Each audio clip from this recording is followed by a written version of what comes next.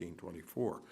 I'm pleased to say there's considerable support for this legislation in the House and Senate. And the flexibility that would be given to states with immediate passage of H.R. 1624 would help ensure stable small group health insurance markets that reflect the unique characteristics in each of the states. If Congress passes H.R. 1624, premiums will be lower and millions of employees and employers by letting them keep the plan they have and like.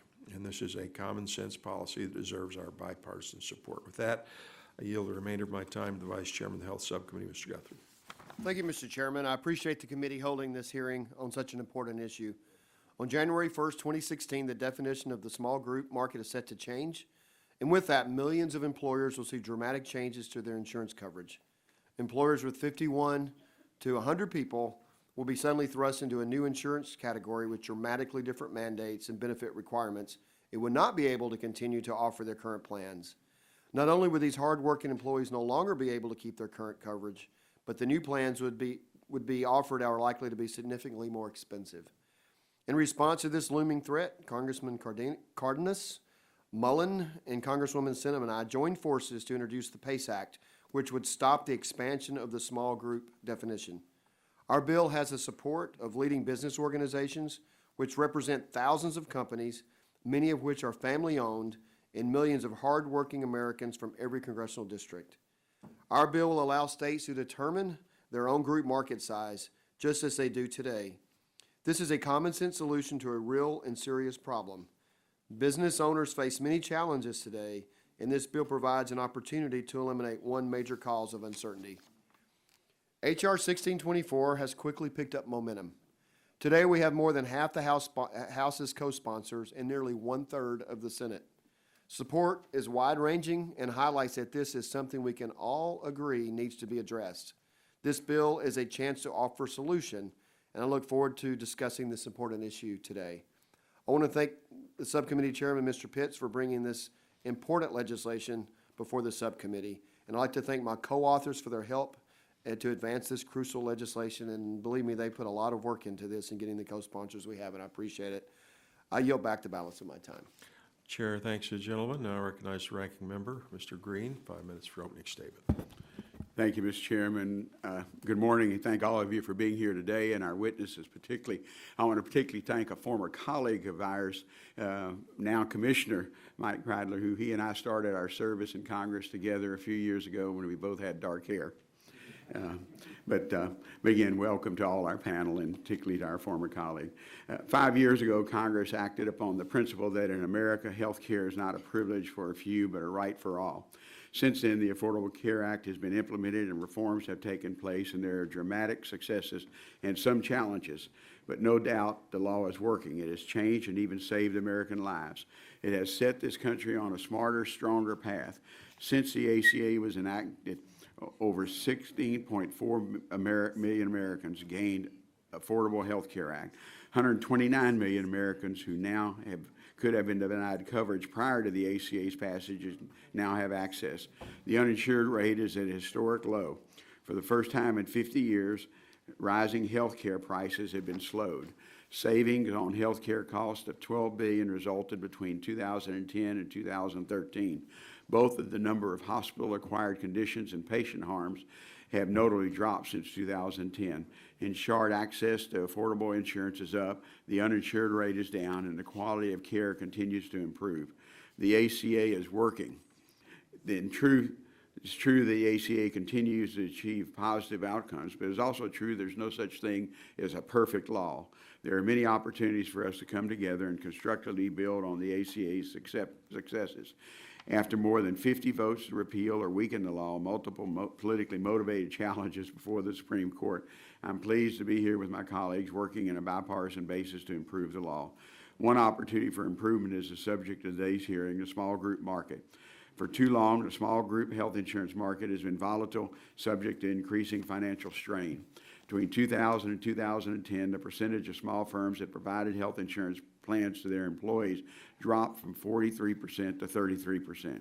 In response to this trend, the ACA addressed the small group insurance market to extend consumer protections to even more Americans and to provide long-term stability in a historically broken marketplace. The ACA helps small business insurance be more affordable and created a small business health options program called SHOP Marketplaces. SHOP is designed to improve the employee choice and plan offerings and grow risk pools. We have seen steady improvements in our small employer market since the enactment of ACA. Enrollment is increasing, more firms are entering the market, and employees have new choices and consumer protections. Small group health insurance markets have traditionally been defined as firms with 50 or few employees. Beginning next year, the definition will expand to companies with up to 100 employees. However, while the small group market is strengthening, the SHOP marketplaces remain in their infancy and is still evolving. Given their state of maturity, some states would prefer this marketplace to achieve greater stability, be more fully understood before expanding it to mid-size employers. The shift in rate-setting policy adds an additional source of uncertainty with the changing definition of small employers in 2016. Protecting Affordable Coverage for Employees Act, introduced by Representative Tony Cardenas and Brett Guthrie, will permanently change the definition of small group employers to those with up to 50 employees. Under this legislation, the states would be allowed to choose to expand their small group markets, but the default would be to remain at 50 or fewer employees.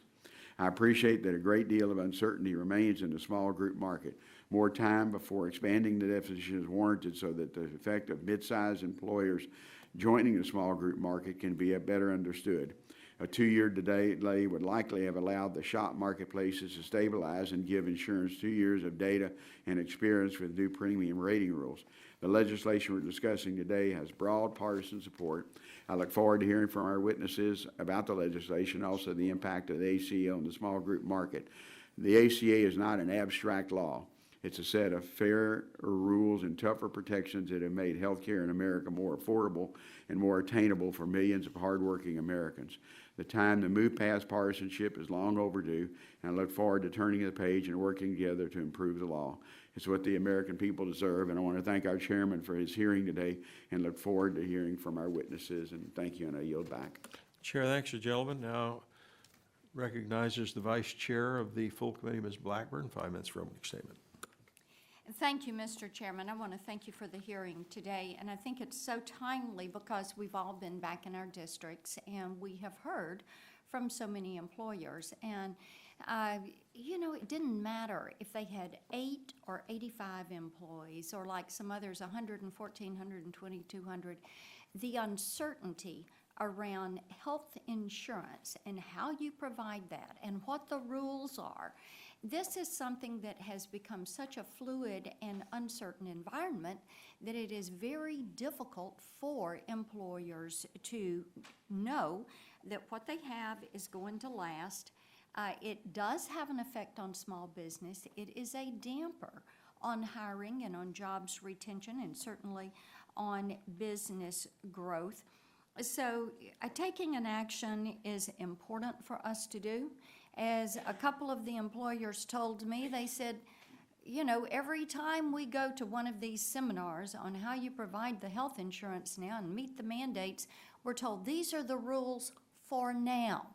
It is all subject to change due to the rulemaking, but you should be expecting premium increases because the worst is yet to come, and that arrives in 2016.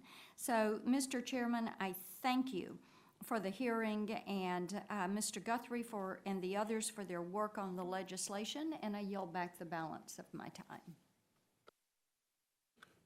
Is anybody else seeking her to yield time? No. Chair, thanks, gentlelady. Now recognize the ranking member of the full committee, Mr. Plone. 5 minutes for questions.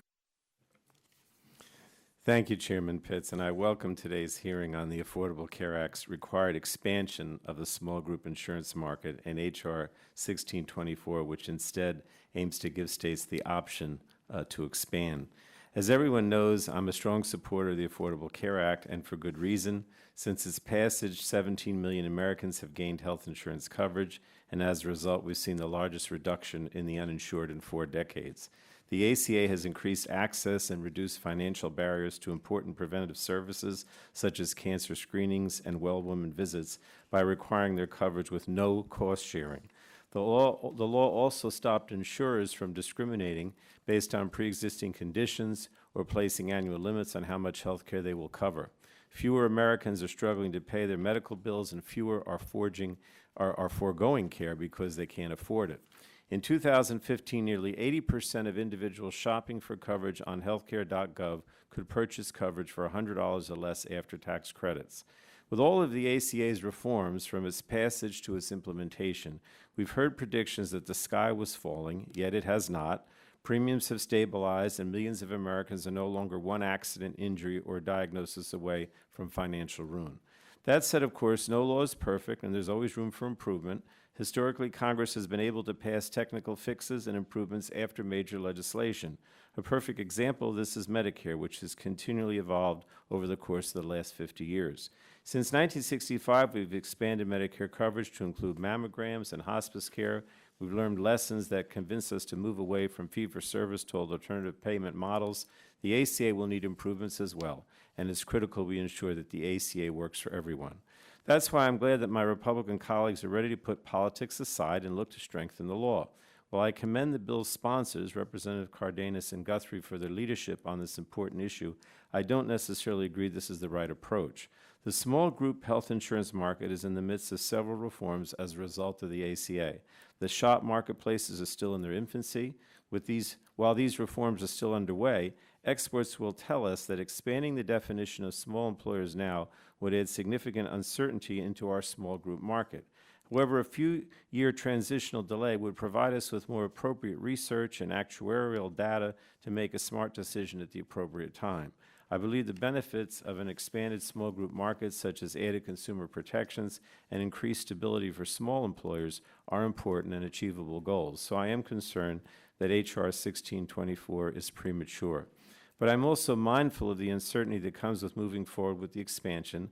That's why I'm pleased to view today as a turning point. As opposed to using the ACA as a political football through repeated futile attempts to repeal or defund the law, Republicans, Democrats have come together in a bipartisan fashion to improve and strengthen the ACA, and I'm hopeful this spirit can continue. I yield the remainder of my time to Mr. Cardenas. Thank you very much. Thank you, Chairman and Ranking Member, for holding today's hearing. I truly appreciate the committee's willingness to work on a bipartisan bill that would impact so many small businesses. And also, I'd once again thank the Subcommittee Chairman, Mr. Pitts, and also Subcommittee Ranking Member, Mr. Green. H.R. 1624, the Protecting Affordable Coverage for Employees Act, introduced by my colleagues, Mr. Guthrie, Mr. Mullen, Ms. Sinema, and myself, would stop potential health insurance rate shock by allowing states to choose the size of their small group market for themselves. That would be an improvement on this legislation. As a former small business owner myself, I recognize the struggle there is to live out and provide for the American dream for our employees. I know how difficult it can be when a specific sector of small business is affected by bills and laws created by local, state, and federal governments. I'm grateful for all the benefits that the Affordable Care Act has provided since its implementation began. However, no law is perfect. When it was first created, Social Security didn't cover agricultural and domestic workers. Medicaid didn't begin to cover mammograms until 1991. Even with these fundamental programs of our nation's safety net, laws and improvements and compromise was necessary to lead to more perfect protection for Americans. I appreciate the committee's willingness to hold today's hearing. I look forward to advancing the PACE Act and continuing to build the committee's record of working successfully in a bipartisan fashion. I've been married for 23 years, and I'm reminded every day by my wife how imperfect I am. I've been an elected official for 19 years, and I'm reminded every single day by my constituents how more perfect we need to make our laws. But like my marriage, I wouldn't want to have it any other way.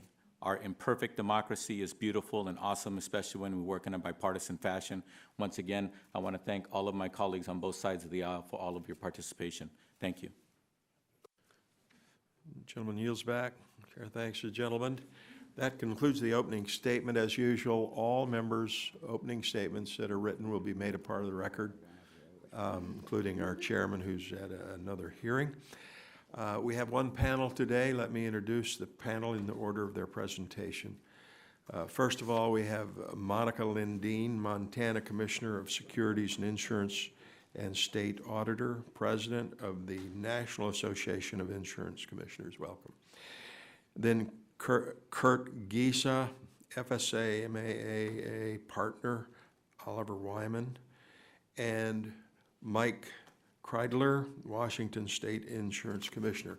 Your written statements will be made a part of the record. You'll be each given 5 minutes to summarize, and we will, at this time, begin testimony, and I recognize Ms. Lindeen, 5 minutes for her summary. Good morning, Chairman Pitts, Ranking Member Green, and distinguished members of the subcommittee. As you said, my name is Monica Lindeen. I am the elected Commissioner of Securities and Insurance for the state of Montana and President of the National Association of Insurance Commissioners. And I want to thank you for holding this hearing on the Protecting Affordable Coverage for Employers PACE Act, which Vice Chair Guthrie, along with Congressman Cardenas, introduced earlier this year. The NEIC represents the chief insurance regulators of the 50 states, the District of Columbia, and 5 U.S. territories, whose primary roles are protecting consumers and promoting vibrant and competitive insurance markets. As such, I come before you this morning to urge the immediate passage of the PACE Act, which, as you know, would return the federal definition of small group employers to 1 to 50 employees. The ACA changed the federal definition of the small group market to include employers with 1 to 100 employees, but allowed the states to continue defining the small group market as employers with 1 to 50 employees until January 1st of 2016. Beginning on or after this date, plans sold or renewed for employers with 51 to 100 employees would be subject to the various small group regulations established by the ACA, such as essential health benefits, different rating pools, actuarial value requirements, different medical loss ratio requirements, adjusted community rating rules, and others. The NEIC has endorsed the PACE Act because it would retain state flexibility to set the appropriate limits for the small group market and ensure stable small group markets that reflect the unique characteristics and dynamics at play in each of the states. If this legislation is not signed into law, a series of market disruptions could occur. And before I enumerate, I want to be clear that the impact will vary by state, which is why defining the small group market should be left to the states, especially since the legislation does not prevent them from changing the definition to include all employers with 1 to 100 employees as they see fit. First, failure to pass the act would subject employers with 51 to 100 employees or mid-size employers to new rating restrictions, which could result in significant premium increases for some groups. Second, employers with 51 to 100 employees would face additional benefit requirements and cost-sharing restrictions, which would reduce benefit flexibility and could increase out-of-pocket spending. Mid-size employers have typically had greater flexibility in rates and benefit options to choose from. Without this flexibility, mid-size employers will have to seek out new plans that meet the essential health benefit benchmark and actuarial value requirements, which could also increase premiums. Lastly, these regulations could lead some employers with younger and/or healthier employees to self-insure as a way of avoiding higher premiums and limited coverage options, which could result in adverse selection in the small group pool. This, in turn, could increase premiums for employers with 1 to 50 employees.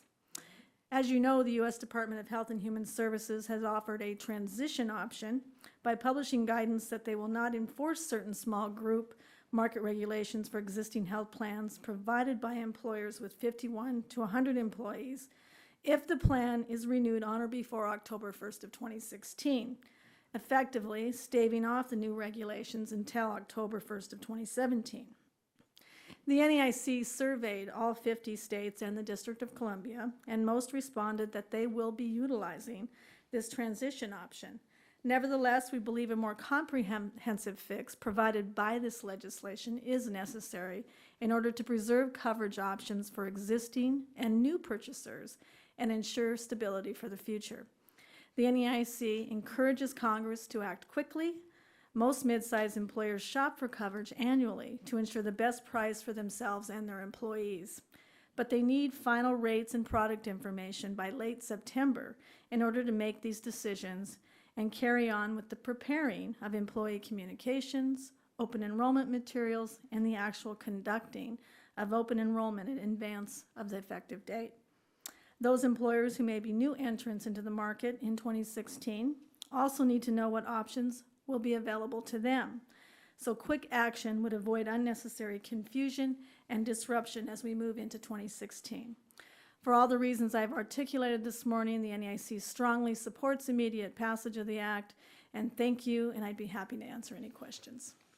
Chair, thanks to gentlelady, and now recognizes Mr. Geesaw, 5 minutes for your summary.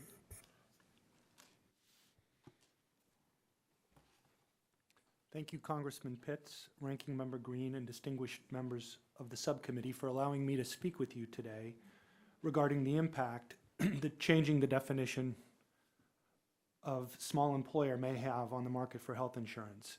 My name is Kurt Geesaw. I'm a fellow of the Society of Actuaries, a member of the American Academy of Actuaries, and a partner at Oliver Wyman Actuarial Consulting.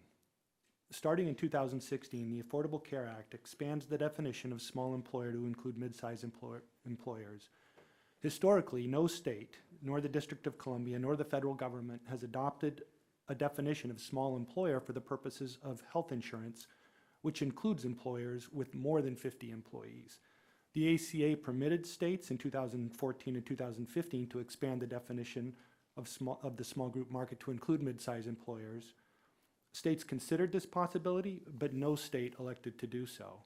States have recognized that the health insurance market for mid-sized employers has generally functioned well, and also that expanding the definition of small group could be harmful to the market where small employers currently purchase health coverage.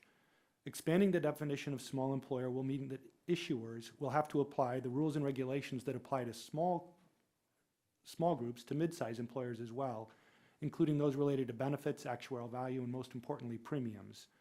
Currently, issuers are allowed to set premiums for mid-sized employers based on actuarial considerations, matching premiums to expected costs. Under the ACA, health plans must use modified community rating with limited adjustments in setting premiums for small employers. These rules mean that younger, healthier mid-sized groups will be asked to pay more for health insurance than they had been paying, and that groups that are older and less healthier will pay less. In addition, starting with the 2016 plan year, the claims experience of small and mid-sized employers will be pooled in developing premiums. It is important to note that these rules only apply to fully insured plans. Self-funded employers are not subject to these requirements. I expect the number of mid-sized groups that self-fund will increase if the definition is expanded, which in turn would lead to premium increases in the expanded market. To better understand this dynamic, I performed an analysis on behalf of the Blue Cross Blue Shield Association using data from health insurance issuers that I consider to be representative in the way they set premiums for mid-sized employers. Specifically, I compared the premium rates these issuers were charging their mid-sized employers to the premium rates they will have to charge in 2016. I found that 64% of mid-sized group members would see their premiums increase, and the average premium increase would be 18%. As a result of the ACA's rating rules. Mid-sized employers group with the highest increases, that is the youngest and healthiest groups, are those most likely to exit the market, either by dropping coverage entirely or by self-funding.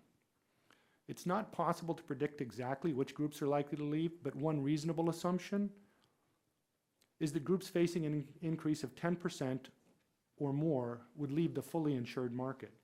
That would mean that about 40% of individuals who currently obtain their insurance coverage through a mid-sized employer would no longer be part of the fully insured group market. After the healthiest mid-sized groups leave the market, the new combined market will be composed of the current small groups and older, sicker mid-sized groups. We estimate that this could result in premium increases for small employers in the 3 to 5% range.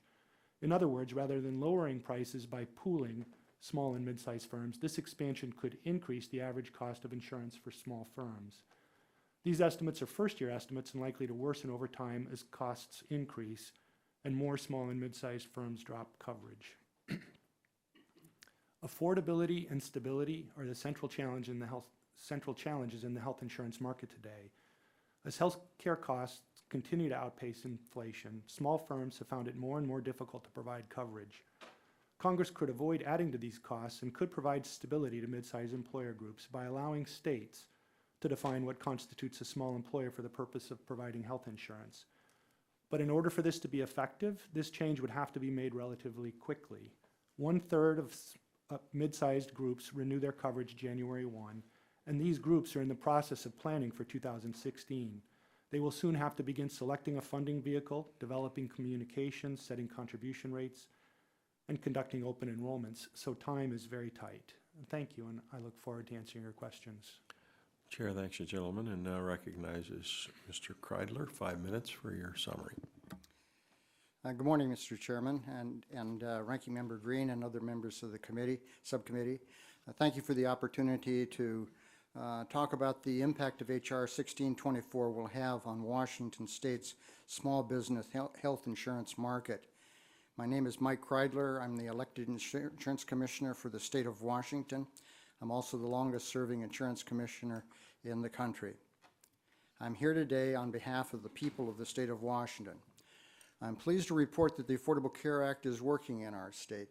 Before the Affordable Care Act, we had almost 1 million people without health insurance. Today, that is down and that were 14%. Today, it's down to 8.5%, almost a 40% drop going back, and at the lowest point that we can go back and find measurements for. The steady improvements are also taking place in our small employer market. And enrollment is increasing. More insurers are entering the market. Rates are going down. We had 8 insurers in our small employer market in 2012. Today we have 12, a 50% increase. The enrollment in our small group market has grown from 108,000 people in 2013 to 125,000 today. All but one health insurer that came for submission for rates for 2016 asked for decreases rather than increases. Our largest insurer, Regents Blue Shield, asked for a 13.8% decrease for 2016. A big part of that decrease is the anticipation of the employer size expanding to 100. Insurers are counting on better risk joining the market. Making a change, as 1624 proposes, so late in the game will be very disruptive to the market in the state of Washington. Insurers have already filed for 2016. So they'd have to modify their plans and rates. Even though they can do it on a quarterly, it means an adjustment in mid-year after they'd received a promise. And most likely, it would be going up. Employers and their employees would lose access to the essential health benefits guaranteed under the Affordable Care Act. In other words, they get better coverage. Older employees would not be protected from rating disparities. I understand that Washington State may be further along than other states in the implementation of reforms, and that our experience may be different than others. But I know that we all share a common goal of improving health insurance market for small business. For too long in our state, we've seen a death spiral for the small group market. Now we're seeing improvements. Increasing competition, lower rates, growing enrollment are signs of a market reforms can work. Nearly 70% of our small businesses are in the 1 to 50 employer group. They will benefit by bringing in larger employers. Some states may need more time to implement these reforms, but this bill is not the solution. If it had been started a year ago, it would have been much less disruptive. If we delay, it would even be better, but certainly not this approach. It puts the burden back on the states to implement change that is already in motion and would significantly harm the market that is just starting to improve. The Affordable Care Act is working, and we are beginning to see real improvements for small employers. Changing course now would undermine our progress and significantly disrupt our market. Thank you, Mr. Chairman. Chair thanks the gentleman. That concludes the opening statements. We'll begin questioning. I'll begin the questioning, recognize myself 5 minutes for that purpose. Commissioner Lindeen, the bill we're discussing today, H.R. 1624, would reverse a policy in current law and allow the states to continue defining the small group health insurance market as employers with 1 to 50 employees. Would you please explain how many employers and employees across the country could face higher premium cost if this bill were not passed by Congress in the coming weeks? Mr. Chairman, thank you for the question, but I would have to tell you that I do not have that answer for you today. All right. And in fact, I'm not even sure that I can give you an answer to that question. Mr. Geisa, do you have any response to that? I think I can help a bit. The best information we have on these questions you're asking comes from the insurance component of the MEPS survey, and MEPS shows that we have about 1.8 million establishments, not firms, but establishments, the difference being physical location versus legal entity, 1.8 million establishments that would be affected by this legislation, and about 12 million employees, and including dependents, you'd essentially double that, so about 24 million people we'd be talking about being impacted by this legislation. Okay, thank you.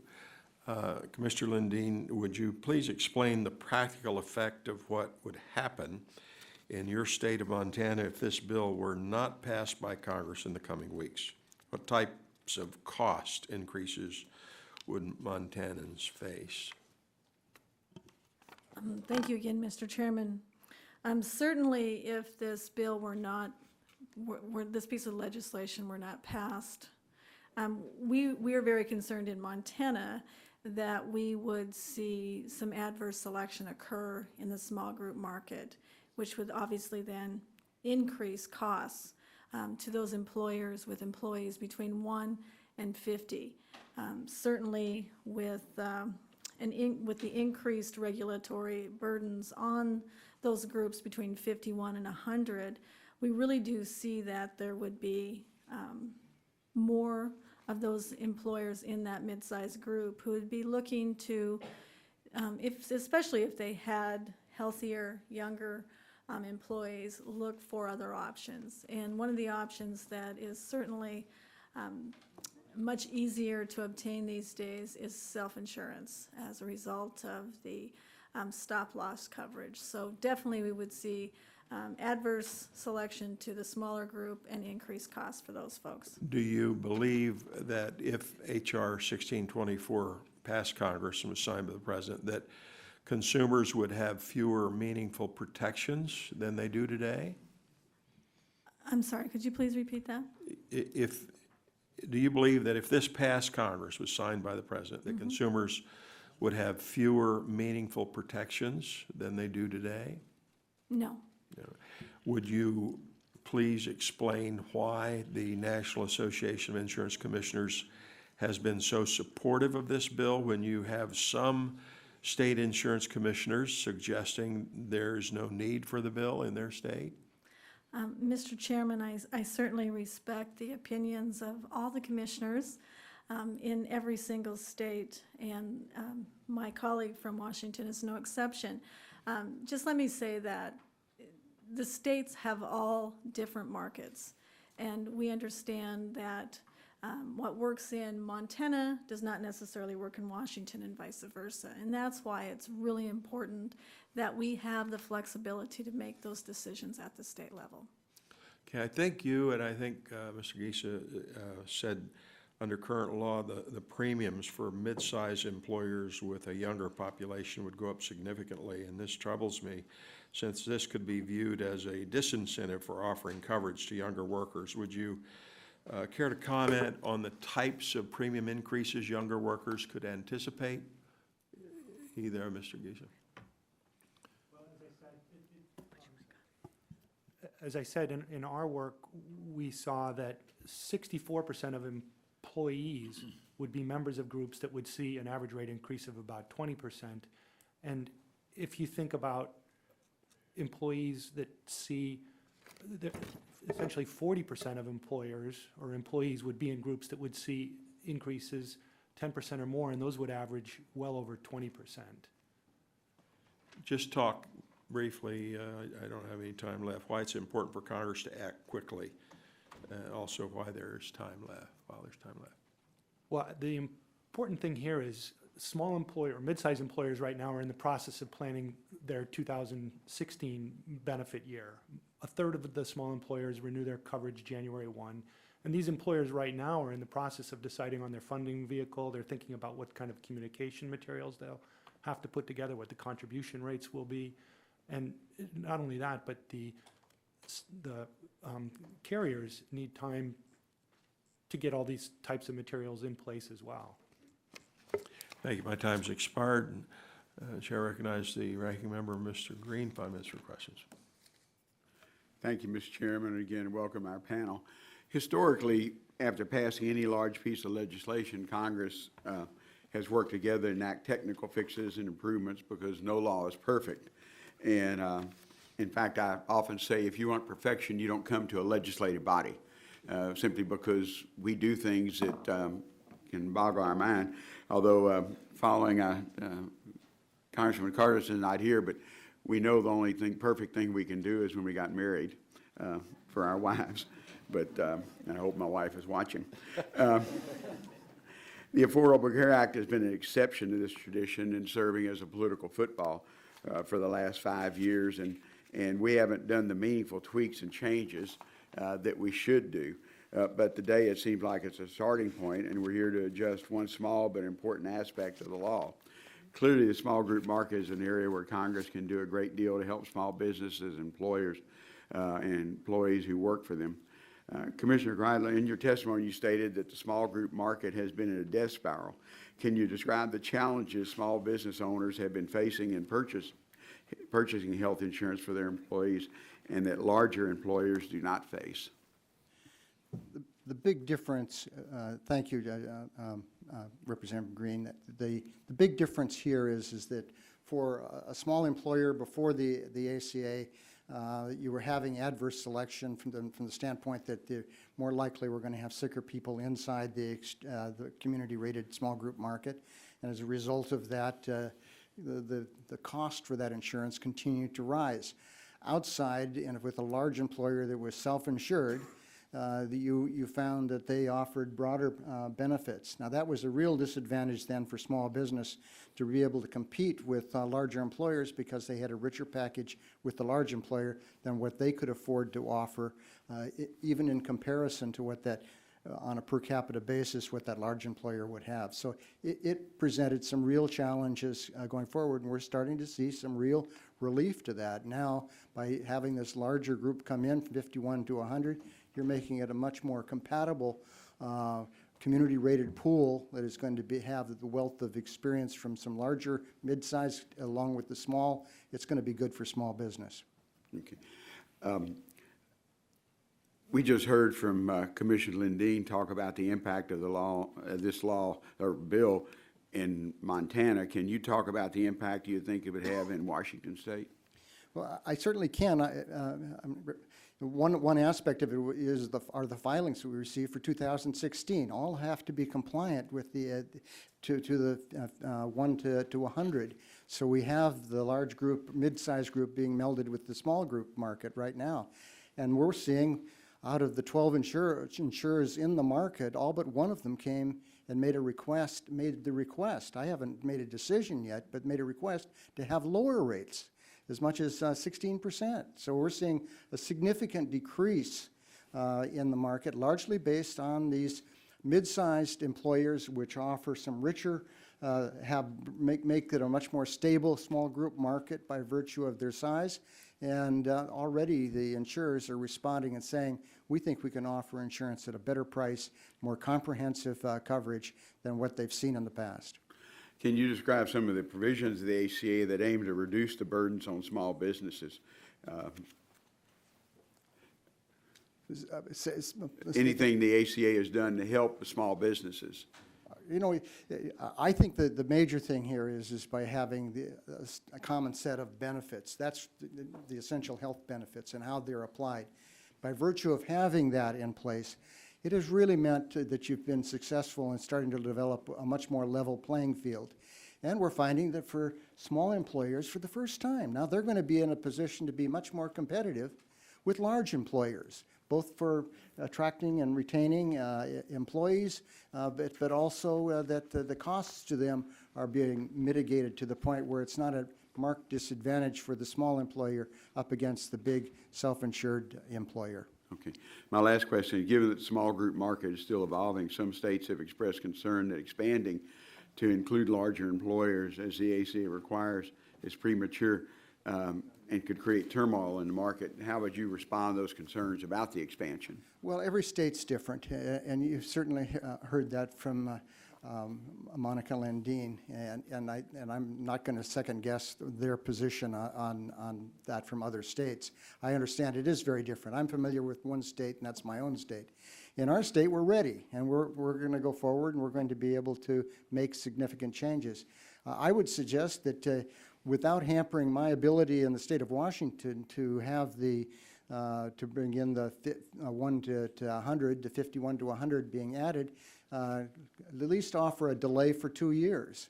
That would make a lot more sense, and I think there's some broad support for that, to have a delay rather than eliminating that option. I think in the long run, by virtue of the 51 to 100, whether it's a couple years out or whether it's today, it's going to have a marked improvement for small business that only advantages them.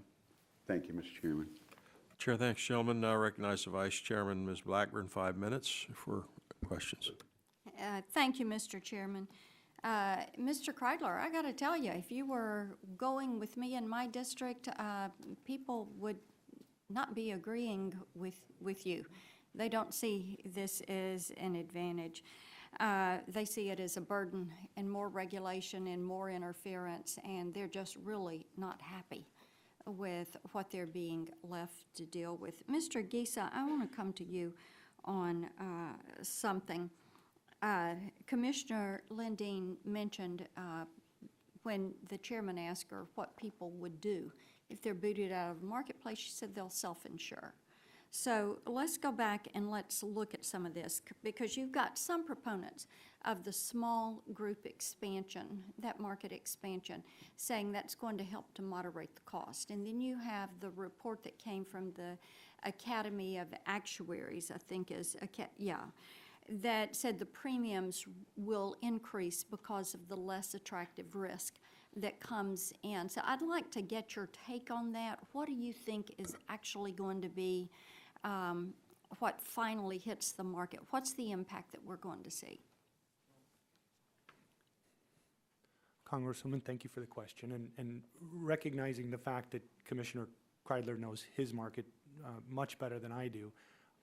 I can't speak to a given market, but what I can say is my experience across Yeah, I'm asking for a general overview. across most states is that we will see, as a result of the rate increases that these mid-sized, young, healthy mid-sized employers will see when the ACA rating rules are put in place, we will see a number of employers choose to self-fund. It's an option that that mid-sized employers do have now, and it's one that they'll have much more incentive to pursue when the ACA rate restrictions are put in place. And when you're looking at that mid-sized market, do you think that this is going to make them more or less competitive? What is going to be the end result for them? I don't think it will have a major impact on the Okay. competitiveness of Okay. groups. Okay. Commissioner Lendine, you want to weigh in on either of those questions? Well, definitely, I would concur that those employers who do have the younger, healthier groups are going to look at the option of self-insuring. It really has become much more attractive and easier for these employers in that range to look at self-insurance because the stop-loss insurers have made it easier. They have lowered they've lowered those attachment points to a point where there's minimal risk for the employer. They don't have to have a large amount of money or cash up front in order to self-insure, and so for that reason, it's definitely something that's more attractive. If they're allowed to continue as they are, I think you'll see them continue to purchase in the way that they have been, because certainly it's been working for them. We haven't gotten a lot of complaints. All right, let me ask you one other question before my time runs out.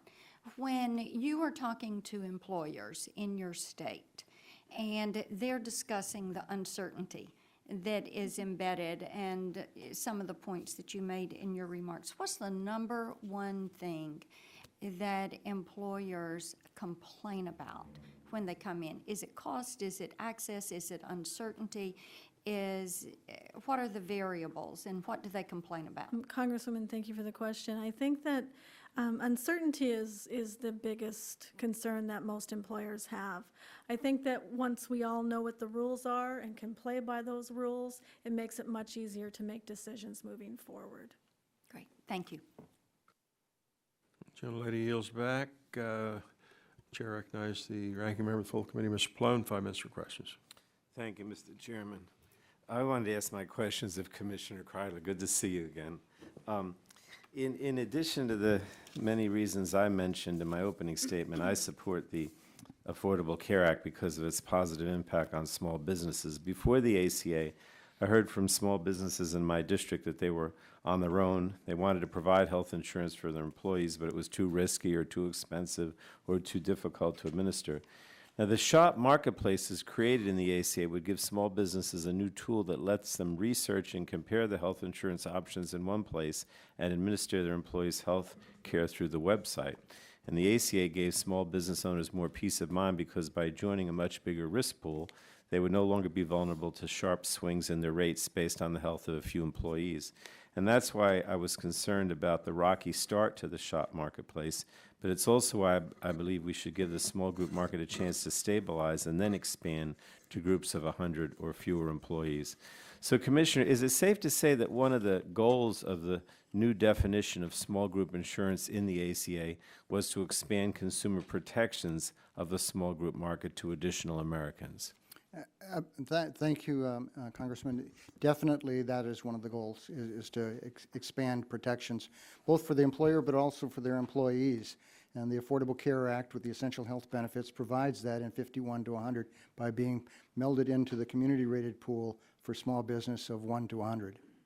Now, would adding more larger employers to the small group marketplace help with the sustainability of the SHOP marketplaces?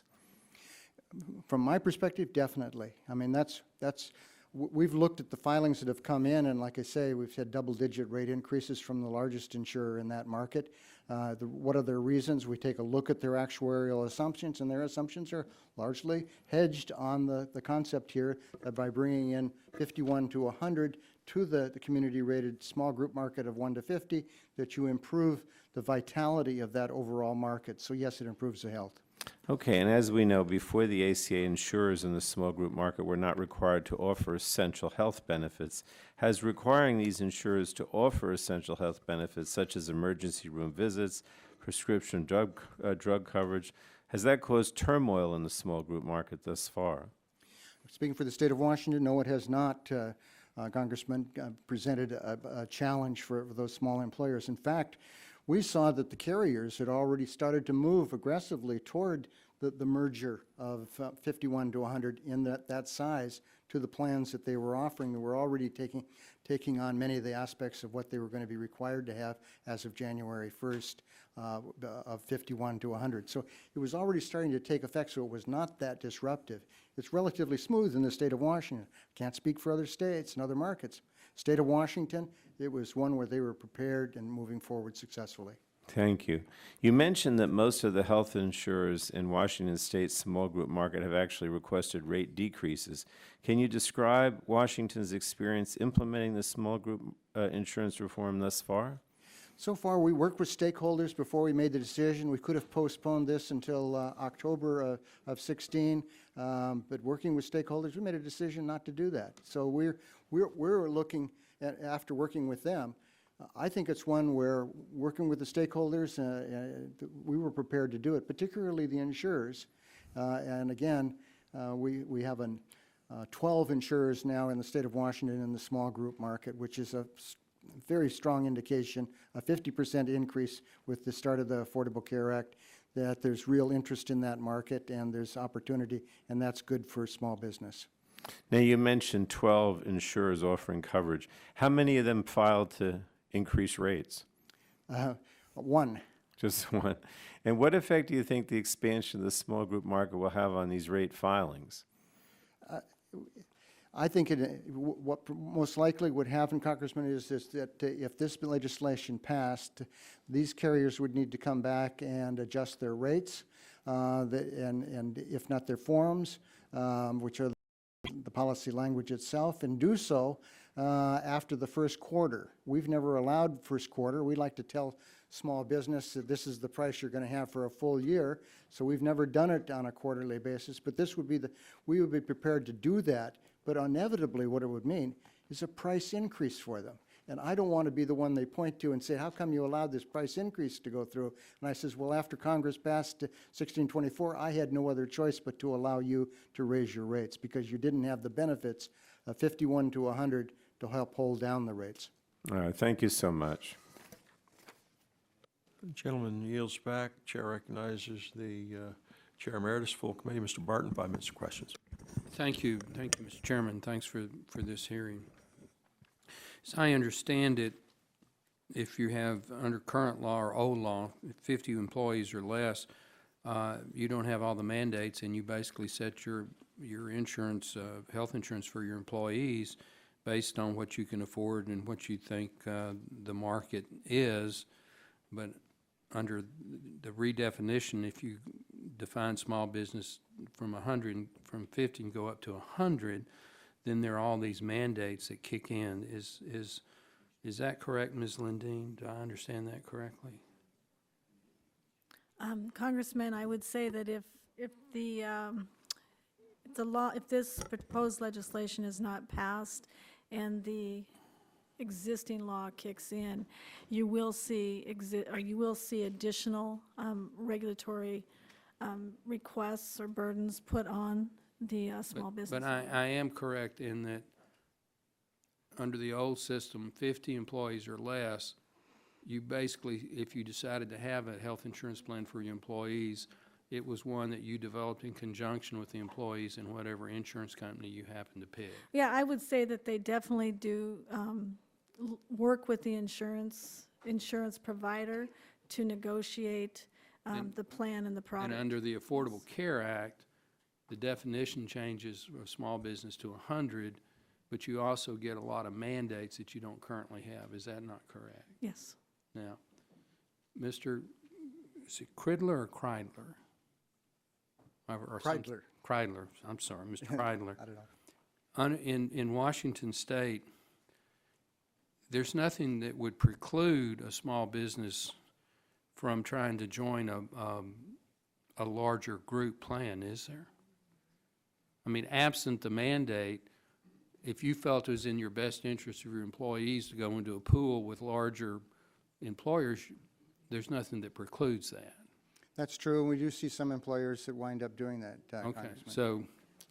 so the fact that, I mean, the law has changed and the implementation date is 2016, and in your state, it sounds like y'all have done a very good job of trying to fast forward the new law, and it appears that it's providing some benefits because apparently they're getting better rates because you're spreading the risk amongst a larger number of workers. Is that not correct? Congressman, that is correct. It becomes a larger pool, community-rated pool, and therefore you have the benefits of having more insured and much less subject to having price increases just because Right. some people get sick. So it would seem to me that if we passed Congressman Guthrie's legislations that kept the definition at 50, you'd have the best of both worlds. You'd let employers that felt like their current plans were as much as they could afford they could keep it, but you'd also let employees and employers who felt like, well, we'll get a better deal if we go into these risk pools and have more people, they could still do that, but they wouldn't have to do it. They wouldn't have to comply with the mandates that go with moving up. So I don't know why we wouldn't pass the bill to let the market operate and let people choose. What's wrong with that? Congressman, I would say that 51 to 100, that it heightens their protections from the standpoint of the Affordable Care Act, particularly when it comes to age discrimination. You can have an employer with a much younger workforce that can offer health insurance at a much better price. If you go into a community rate pool, you have that all aggregated. You help to protect the I more understand that. older workers, which is really very much to their advantage. But Otherwise, you there have are, it is, what you say is true. I'm not arguing what you're saying is not true. But what I say is also true. If you let the market operate, you can get the benefits of larger pools, but it should be done on a case-by-case basis, because in many cases, the mandates in the Affordable Care Act do cost more money. There's no question about that. If you go from a plan that doesn't have all the coverage requirements to a plan that has more, it's going to cost more, and you're going to pay more.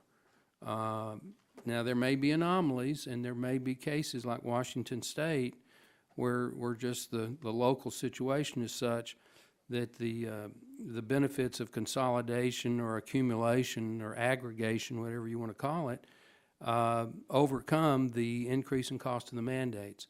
But I would postulate, in my state, like Texas, probably it's going to cost more overall. So I'm support of the bill, and I hope, Mr. Chairman, that at some point in time we move the bill. And my time's expired, so I yield back. Thank you for your answers. Chair, thanks to the gentleman. Chair recognizes the gentleman from Oregon, Dr. Schrader, 5 minutes for his questions. Thank you, Mr. Chairman. I appreciate it. And actually, I appreciate having the hearing on this bill, a good bipartisan bill that I think there's honest discussion about the pros and cons for the employer groups 51 to 100, and then those groups underneath it, and how best to hopefully drive down costs and provide better health care for Americans, both the employers, employees, and writ large. So it's good hearing. I'm here to learn, actually. And to that end, I guess just to get some basic facts, I think that one of you were talking about there's 1.8 million employers in that 51 to 100 range. I think is that correct? Right, there's 1.8 million employers in that 51 to 100 range that are, right, establishments that are providing health insurance right now. And then, so how many would employers would be below that? In other words, 50 up to 50 employees. What's the number there? I would assume be in the $40 million range, right? Because most employers are small employers. Did you say employers? Yes. You're asking for? Yeah. That's almost 90% of employers are in Right. that 1 to 50. Right. So then the question for us, I guess, a little bit would be, to the point of if we expand the risk pool writ large, it would sound like those smaller businesses might get some decrease, obviously, in premiums. And obviously the guys that haven't had to play with the rating issues and some of the others would see some slight increases. And I guess the debate for us is that enough of a critical mass to reduce things significantly for the one group to offset the slight increases perhaps for the other group? A lot of my experience has been like Washington's. I come from Oregon. Certainly individual market, we had all the essential health benefits already required, and a lot of the small groups already going that way. And we also had most of our insurers come in asking for rate decreases. It's controversial whether it's good to do that right now from a standpoint of making sure the business market's active and engaged. So there are a number of states, I guess, for my colleagues' benefit, that are seeing some of the same things that Washington State's seeing also. And I just want to get, Mr. Kreidler, would you agree that everyone seems to be pretty on target here that the accepted definition of a small group market employer was under 50 employees? Would you agree with that? correct. Okay. So the ACA arbitrarily changed that. Is, I think, a fair statement. I won't ask either of you guys that, but And I assume that the reason for that was to make sure that there was enough critical, I'll make this statement, you guys react to it, critical mass to keep the insurance rates as reasonable as possible for smaller type employers, realizing there'd be some adverse selection. Mr. Kreidler first, if I could. Absolutely. That was the purpose. I think the real question is the timing. Don't remove the requirement. You maybe postpone it for a couple years, but to give some states more of a time to kind of gear up for this, and their insurers to gear up for that market. But from the standpoint of some states that are prepared to do it today, don't take that away from them, essentially throwing us back to the legislature to try to get approval. If we want to be successful with reforms, you need to have these kind of changes going into effect. Some states can do it sooner, like the state of Washington and the state of Oregon, but other states are going to want to buy more time before they make the jump. But the jump is a good one for healthcare reform and for the small group market. How about Mr. Gies or Ms. Lindeen? Congressman, if I could, I mean, I theoretically, expanding the risk pool should drive down rates. But in this case, that's not necessarily true, because when you take the 51 to 100 employers who have healthier, younger employees, and they leave that group, and then instead leave older, less healthier employees, then they're going to have adverse risk, which is not going to Well, lower rates. That but it would could be actually true in any increase rates. size business, including the Correct. small businesses. And as I'm saying, I haven't seen that in my state. Doesn't sound like we're seeing that in Washington either. But I can see where it would vary state by state. Right. You know, we had one of the big variables is the essential health benefits that our states primarily had. I guess another basic question for me would be, why do you think large group employers and self-insureds were left out of the essential health benefits package? Why were they not required to have the same essential health benefits? Just your, I have my ideas, but you'll be more informed than I. Well, it's I don't believe it was actually needed, Okay, and that's why. that makes sense. I would concur with that. Yeah, Mr. Kreidler, same thing. I think you have to move eventually to having them included. It's just going to be a process over time. Part of it right now is going 51 to 100 for some states that are ready. Delay it, but don't eliminate the requirement. Give a couple more years for the markets to mature and to be able to handle the kind of change. We're ready in the state of Washington. Oregon's in this comparable position. Other states are ready to go right now. But I think for the sake of the country, don't eliminate it, but postpone it so that you can still have the benefits here of giving more people the kind of protections that are helping to bring down the cost, particularly in this case for small business. Thank you all. I yield back. Chair, thanks, gentlemen. Now I recognize the Vice Chair of the Subcommittee, Mr. Guthrie. 5 minutes for questions. Thank you, Mr. Chairman. And before I begin, I'd like to ask unanimous consent to enter into the record the following letters of support for H.R. 1624. 51 to 100 Coalition, America's Health Insurance Plans, NFIB, National Small Business Association, National Association of Insurance and Financial Advisors, National Association of Professional Insurance Agents, Council for Affordable Healthcare Coverage, Blue Cross Blue Shield Association, Delta Dental, Kentucky Chamber of Commerce, and U.S. Chamber of Commerce. Without objection, so ordered, let me add to that list letters from the American Academy of Actuaries, National Association of Insurance Commissioners, the Center for Insurance Policy and Research, letter and talking points from the Council for Affordable Health Coverage, and issue briefs from Third Way, the American Academy of Actuaries, and the National Institute of Healthcare Management. And this HHS data And the HHS, HRQ, MEPS data for Washington State. for Washington State. Okay, without objection, so ordered. Okay, thank you. Thank you so much, and thank you all for being here. I'm the main sponsor of the bill. And with the bill, some of the things that, maybe some of the criticisms of the bill, I think have been addressed. Working with my good friend, Mr. Cardenas from California, Kristen Sinema, working with Mark Wayne Mullen. You know, we've looked at that. Some states are ready. So there's a provision in the bill for states to move forward if they so choose to move forward. And so that seems to take care of one of the concerns. The other one is just delay it. And I spent, like my friend from Tennessee, spent a lot of time in our districts back in August meeting businesses. And every time you go into business, it's not just insurance, it's the way we seem to be governing here. Everything's on an extension, a delay, a waiver. I think one, you suggested there, say we're just not going to enforce the regs if you move forward. The regs are on the books, we're just not going to enforce them, and that's not a good way to do business. And people plan more than year to year on investment and growing their business. And so, putting this into place, I think, is critical to get rid of the uncertainty. And also one of the, if you're I guess that's Mr. Geese said this. So if you're a fully ACA compliant plan, rate restrictions, essential health benefits, community rating, minimum actuarial values, your price is going to be higher.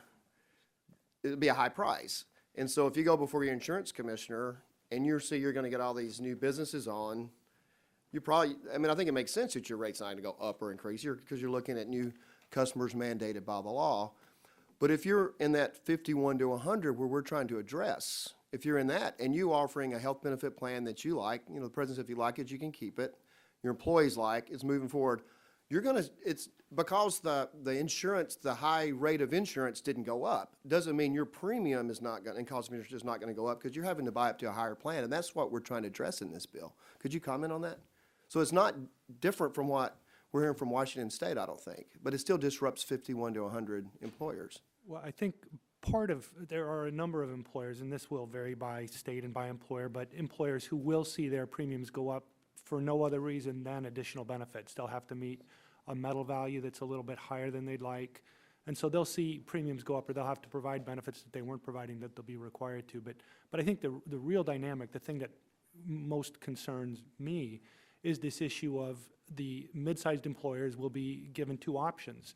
They can either self-insure or they can go into the fully insured small group market, and they'll choose the one that yields them the lowest cost. And that dynamic will force premiums in that small group market up as those. So it's counterintuitive for what you would think because people will exit the market.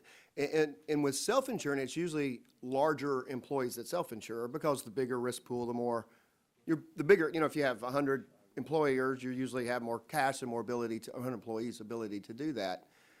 And so even when you're talking about people leaving, if we leave it 51 to 100, you're talking about probably people in the 85, 90, close to 100 employees, not necessarily the one with 51 employees. 52 employees. Although some people that small can self-insure, I'm not going to say they can't. But it's more difficult the smaller you are. So really, not only getting adverse selection of younger people, you're probably getting at the higher end of 90 to 100 employees probably self-insuring. Is that a fair? That is a fair statement, but I would like to make the point that actually Commissioner Lundin had made. It's becoming easier and easier for groups to self-insure. And if you go out and look, say Google, level funding small employer, you'll get all kinds of hits now from benefits consultants and insurance companies who are bringing products to market to encourage this kind of selection that we're talking about. So it's becoming much easier for groups to access self-insurance than it had been. They're understanding this dynamic we're describing right now. Well, people are saying, people who choose to self-insure, they are saying, I can have a known cost and know what my risk is buying fully insured plans. And based on that price, they say, or I can take risk if I have the cash to accept that risk and not put my business at stake. And as you're right, as the price grows to fully insure, you're willing to take more risk to self-insure. And so your also argument is there's other tools, financial tools out there, even if you don't have cash in the bank, to help cover your out-of-pocket expense. It's essentially a high deductible plan is what self-insurance is. So there's other opportunities to finance the high deductible than just cash out of your business. Is that what you're saying? It's developing? Exactly right, yes. And they're developing because they know this market is going forward. Exactly right. So I don't think, even though we're hearing success in Washington State and others, the people with 51 to 100, that's who this bill specifically designed, who are being disrupted. And so I think giving states the flexibility to stay in, giving the opportunities for people to continue to provide the health insurance that they want to provide, I think is a good way to go. And I'm glad it's been bipartisan and very carefully put together. Thank you. I yield back. Chair, thanks to the gentleman. Now recognize the gentlelady from Illinois, Ms. Shkowski, 5 minutes for questions. Thank you. While we're on the topic of self-insurance, we've heard a lot of concerns that increasingly the small market definition would increase the possibility of adverse selection and that the companies would go to self-insurance. But today, only 14% of these mid-sized companies, these mid-sized employers, are able to self-insure. And even among firms between 100 and 999 employees, only 33% self-insure right now. So I wanted to ask Mr. Kreidler, can you describe the reasons why these small firms self-insure at much lower rates than larger companies? Actually, anyone could answer that. Thank you, Congresswoman. I look at they're making that choice largely based on the fact that they probably have younger, healthier employees, and therefore they say, you know, if I self-insure, I get a better rate. But the reason you don't see a lot of them jumping for it is because there are risks that are involved in making that decision. I think it's imperative because insurance by its very nature is a law of large numbers. You want to get a large pool, a large group, and that helps to hold down costs. It doesn't guarantee that everybody is a winner.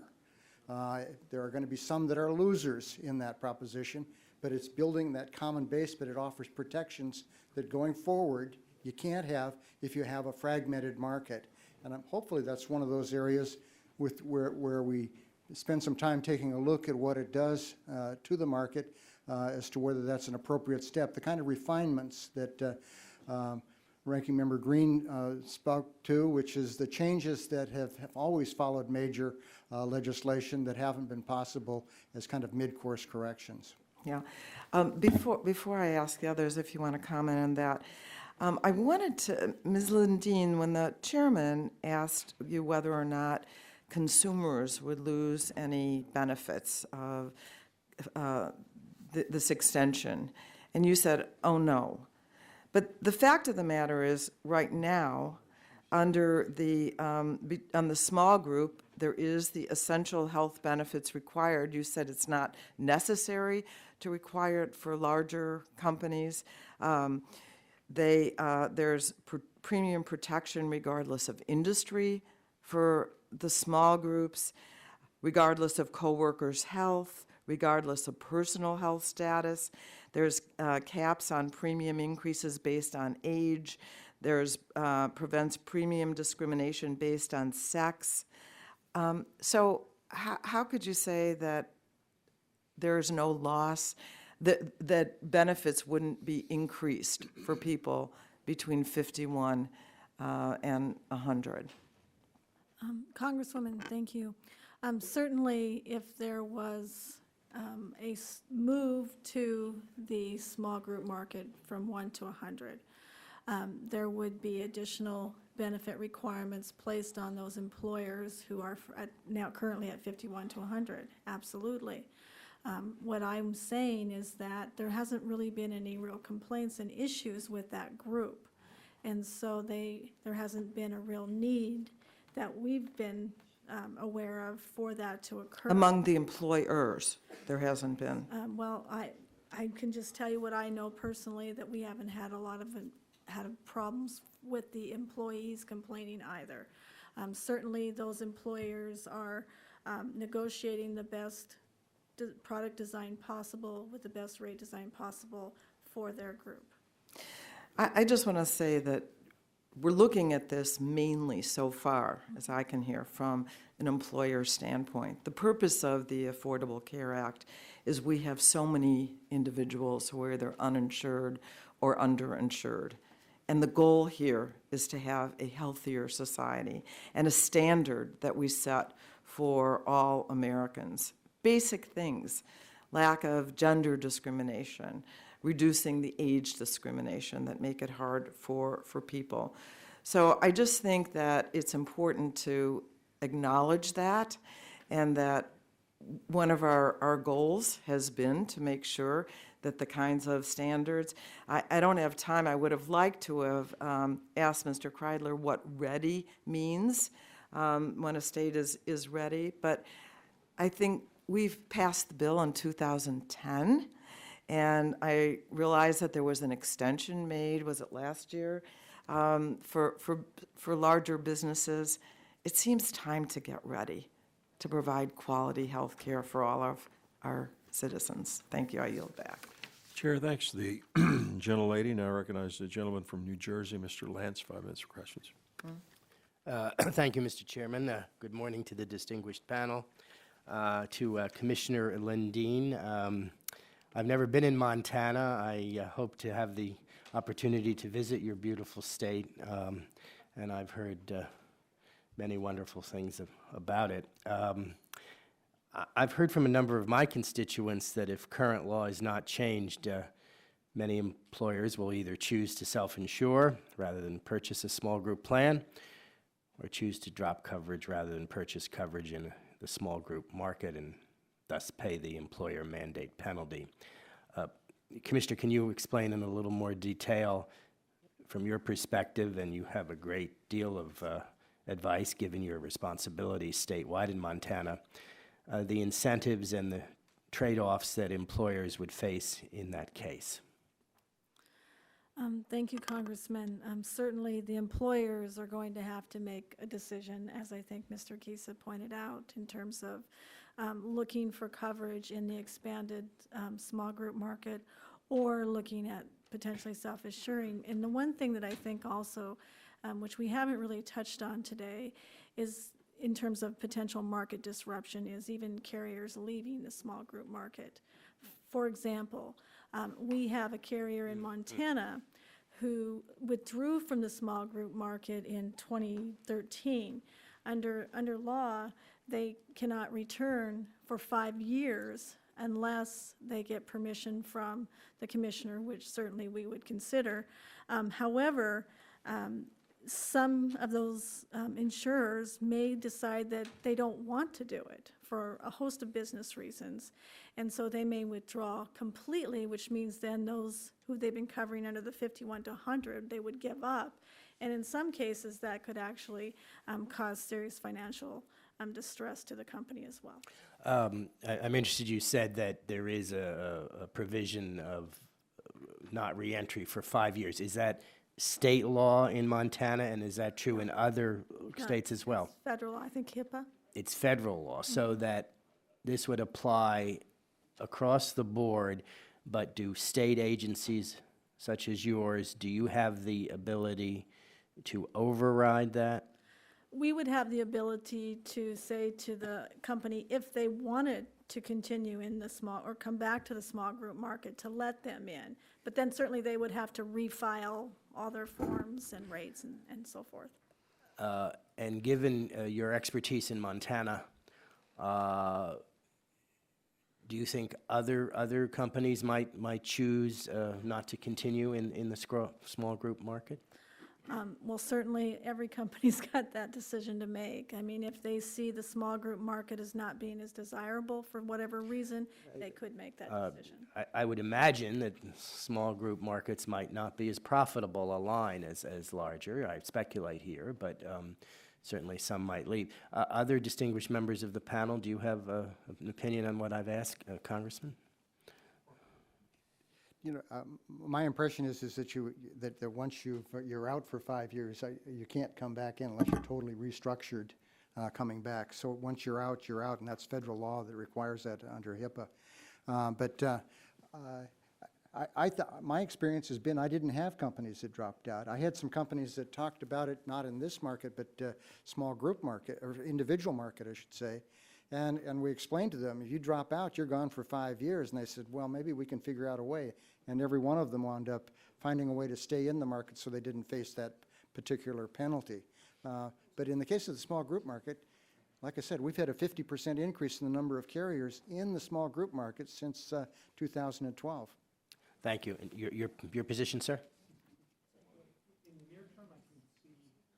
In the near term, I can see a couple competitive dynamics in play. One is not all the companies that are operating in the mid-sized group market now will have the administrative capabilities to take on the small group market. So when the markets are combined, those companies may withdraw. The other thing that could happen is if we do see this sort of rate spiral happening, we could see companies exit the market. We've seen that happen in the past.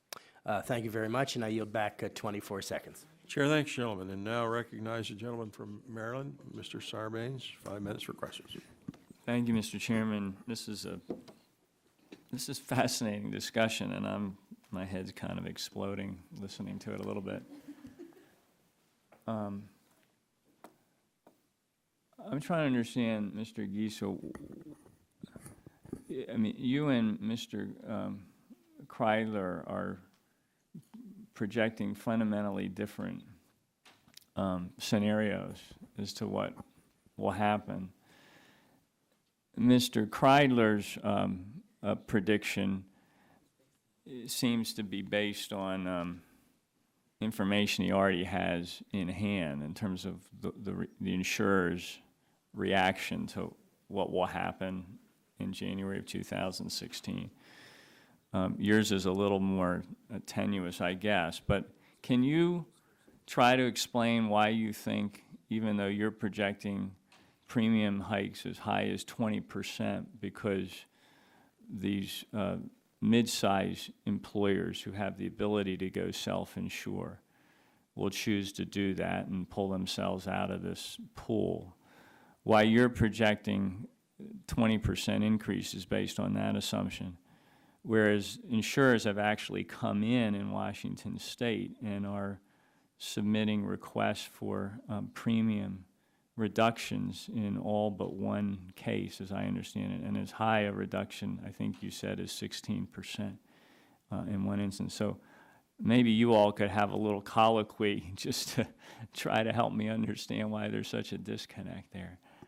Well, I'll start. And first, I'm not an expert in the Washington market, but I think there are some uniquenesses in the Washington market about the way the market's structured that don't apply to a majority of states. And then I will acknowledge the fact that, you know, a little bit of the work that I've done is kind of tenuous, but those rate increases I was illustrating, the 64% seeing 18%, that's real. That's based on real data. I had underwriting decisions that companies made, and I said, well, those underwriting decisions will have to change under the ACA. So that's really what's going to happen to 64% of the groups from these issuers that I considered representative. Right. The other part of this calculation, though, is who withdraws and what does that have on the rest of the market, the impact of those who remain. And that's the part that's a little tenuous, subject to speculation.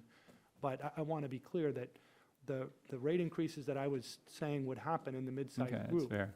Those are real. Mr. Kreidler, do you have some anxiety that even though the insurers who've submitted rate proposals seem to be assuming that the effect that you anticipate will actually take hold, that there could be a number of employers in that mid-size range that would select themselves out and self-insure, and it could have the impact that's being talked about there, with, I guess, the potential for them to come in mid-year based on that activity and then reverse and seek what would then be a significant, by comparison, significant rate increase to try to address that situation. Congressman, I'll be honest with you, I really don't stay awake worrying about it as a major factor. I think that there are going to be some employers in that mid-size that are going to see rate increases, whether that's enough for them to want to take the risks of going to the self-insured market. Most of these all of these businesses, for practical purposes, are not in the business of health insurance. They're in the business of whatever commercial activity they have, and they want to be able to go out and buy a product that's going to be able to provide the kind of incentives for their employees to retain employees, to attract employees. That's why they offer it, and that's what really matters to them. And I think that's going to vary somewhat from state to state. In the state of Washington, we already saw those mid-size moving toward the ACA standards even before the requirement went into effect. So they're already stepping up to it. One protection that it offers right now is certainly for older employees, that they don't wind up being biased at paying multiple times what a younger employee would have to pay. They have the 3-to-1 protection. That's good for the older employee, not so good for maybe with a younger workforce, but you have other protections and limitations of out-of-pocket expense that really play to that small employer. So there's benefits even if they wind up paying more. And again, there's always winners and losers when you wind up pulling markets together. You can't make everybody a winner. You wind up doing the best you can, and you see the improvement in the overall health in the small group market for employers. That's the positive. You want to see that happen. In the long run, it's one of those where there's added protections that certainly enhance for that small employer protections, even if they wound up paying more initially. But we're seeing very little of that in the state of Washington. Thank you all for your testimony. Chair thanks the gentleman, and now recognize the gentleman from Florida, Mr. Bilirakis, 5 minutes for questions. Thank you, Mr. Chairman. I appreciate it very much, and thank you for your testimony. Commissioner Lindeen and Mr. Giza, I hope I pronounced that right. The Small Business Health Options Plans, or SHOPs, have not been popular option for employers. They have not offered much difference from the outside small group market. In my district, there are only 2 companies that offer coverage in the SHOP. And you can only choose from 3 plans in silver and gold. Would the SHOP be more successful if it allowed employers to provide a defined contribution and allowed employees to choose a plan, metal tier, and benefit design that best fits their needs? And shouldn't there be greater diversity of carriers and benefit design to truly drive competition?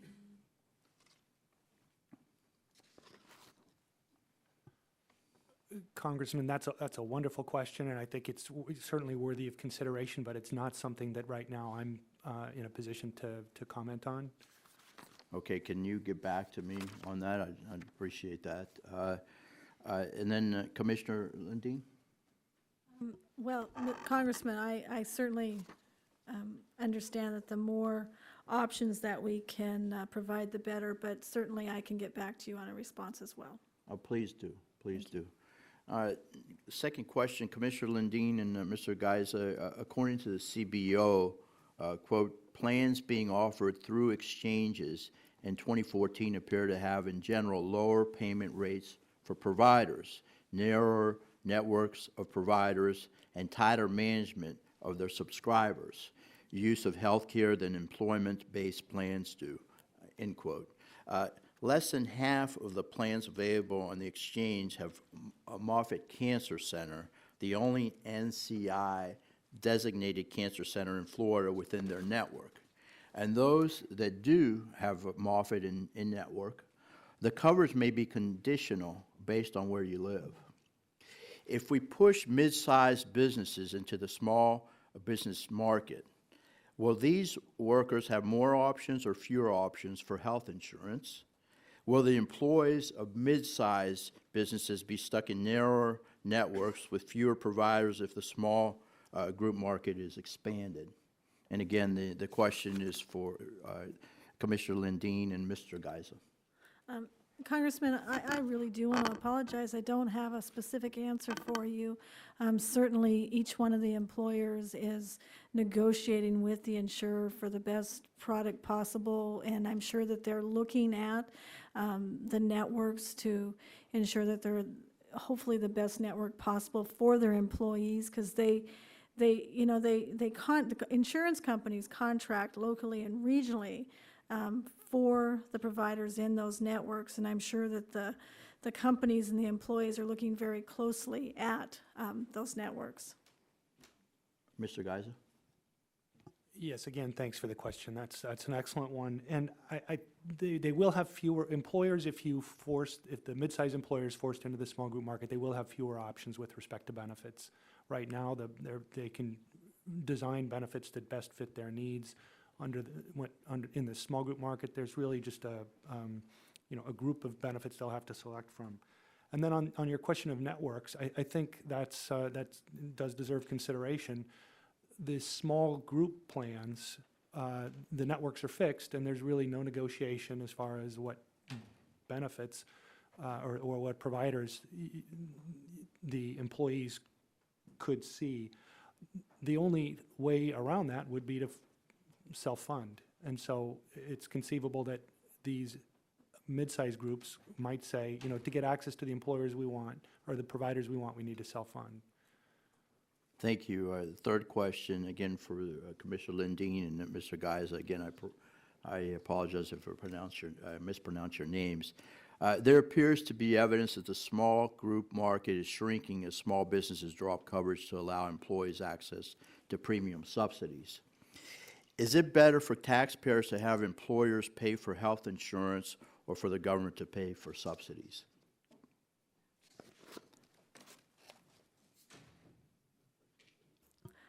Congressman, that's a difficult question.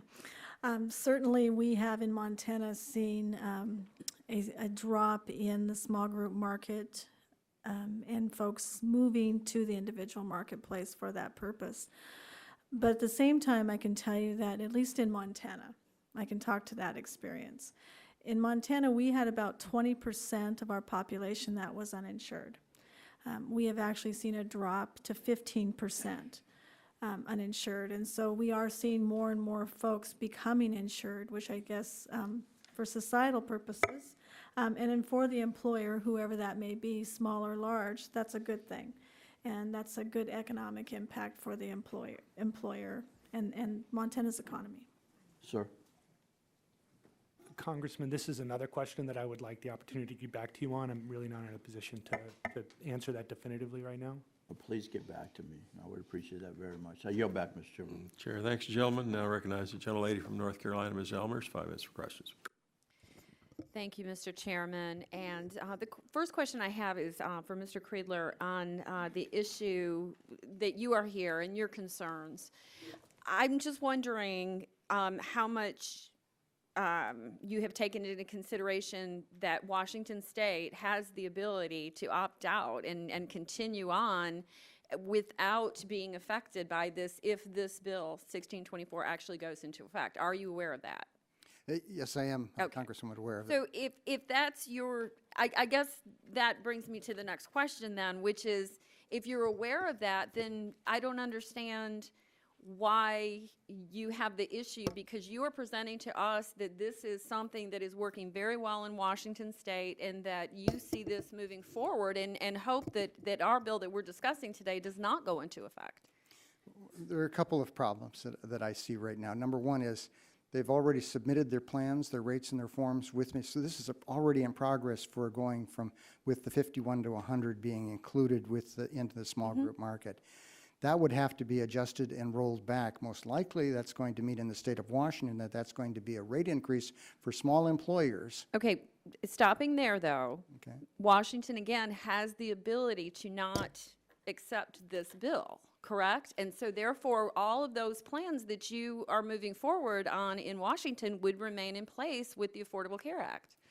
In the state of Washington, Congressman, I do not have that option because state law would effectively be reverted to with the passage of this law. That state law says 1 to 50. Therefore, 51 to 100 is not as an option for me. The state would have that option. Right, the state would have that option. I'd still have to go to the legislature, get their approval, and they're well underway with already making the implementations. And I can tell you right now, the chances of having that pass in the state legislature are probably 0 to none. So as a consequence, the benefits that would accrue to the small group market. Why would it be 0 to none if, I mean, there again, and I don't want to, because I have some other questions, but I don't understand. You are presenting today that this is working in Washington, that it is moving forward, that you feel very confidently that it's playing out as is, but yet you believe that the option for it passing the legislature in Washington would be 0 to none. Congresswoman, I think it's pretty much the same dynamics that you have in Congress itself. There are differences of opinion about the Affordable Care Act and any modifications. So what you're saying is your opinion is not necessarily that of the rest of Washington's opinion. No, I think the rest of Washington would agree with me, but on this issue, obviously, it's going to be very difficult to get favorable action on the part of the legislature, certainly, and do it in a timely fashion. Okay, well, thank you for clarifying that for me. I do want to ask Ms. Lindeen and Mr. Giza, the NFIB Research Foundation showed that 40% of small businesses with fewer than 100 employees offered health insurance in 2014. So that's 40%, which is a 6% drop from 2013. According to HHS, only 32% of businesses with fewer than 50 employees offered group coverage in 2014, which is a 3% drop from 2013. Showing that trend, or looking at those numbers, what is going to, I mean, you know, what is the overall picture? And I know we're talking in generalities, and I know that's difficult for you because you're, you know, coming from your own position. But what's going to happen with these rates? If we're already seeing that fewer businesses are dealing in this way, and we've seen that over the last year or two, how is this going to affect these small group rates if this is the trend moving forward? Congresswoman, if I may, that's a really good question. I think it really should bring us back to the fact that we are still in this transition period. Right. With the market being in flux. At the same time, I think that the markets are beginning to adjust and make sense of what's happened. And so I think that's why it's important for us to not make further changes if we don't have to, Okay. unless it's going to be, may have a positive effect. Like you know that there's certainty and that Correct. the outcome is going to be positive. Correct. Mr. Giza, would you like to comment on that? Yes, thanks for the question. I think, you know, briefly, the response to your question is if we don't see this change made, if the mid-sized employers do move into the small group market, we'll see an acceleration of the process you were describing of small groups Basically continuing. decreasing.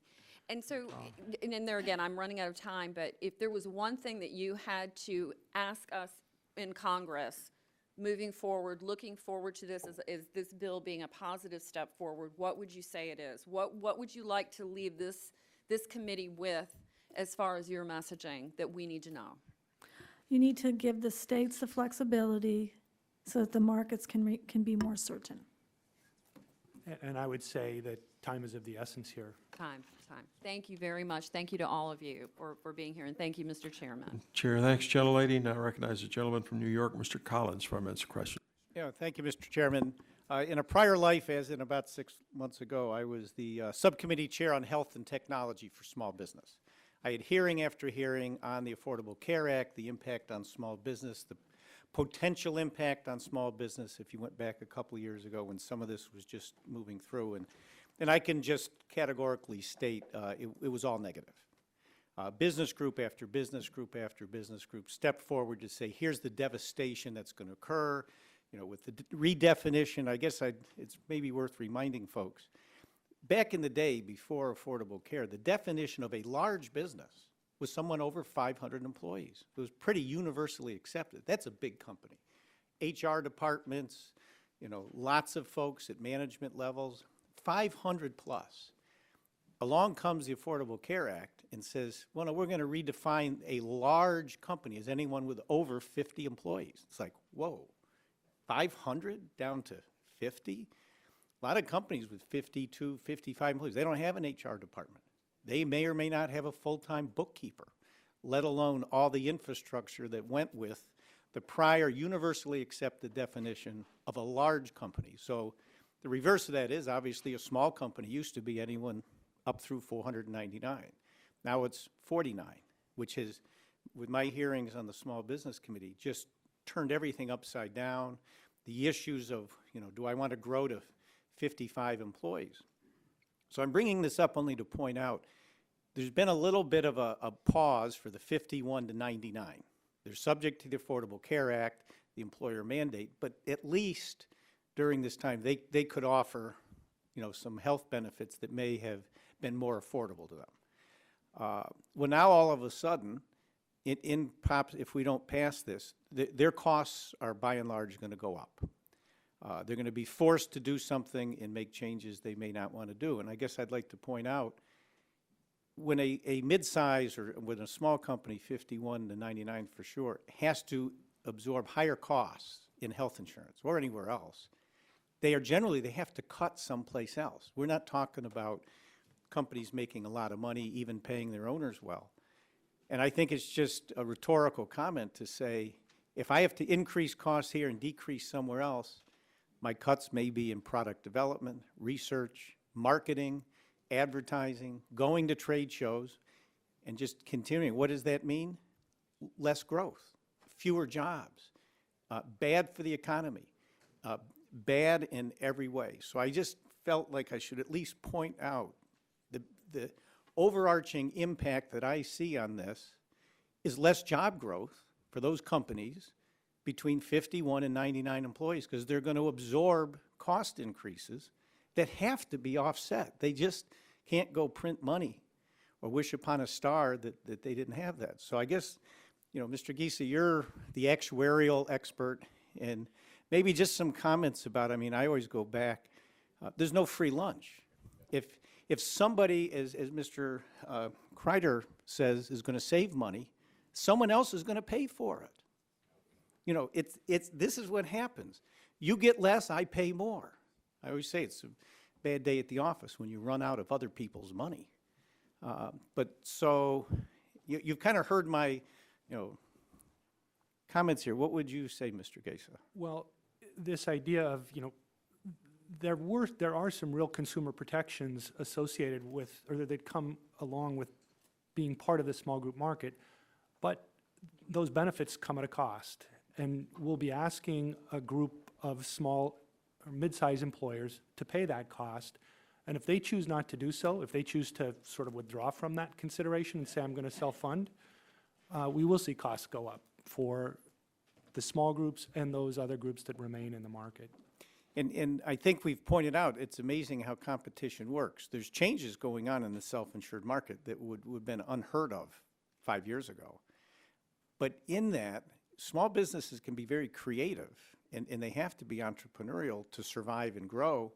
And I tend to concur, we don't know what the answer is, but we are incentivizing, I don't even call them mid-sized, they're still small companies. Somebody with 58, 62 employees, if that's not a small company, and that's where I've spent my life, I don't know what is.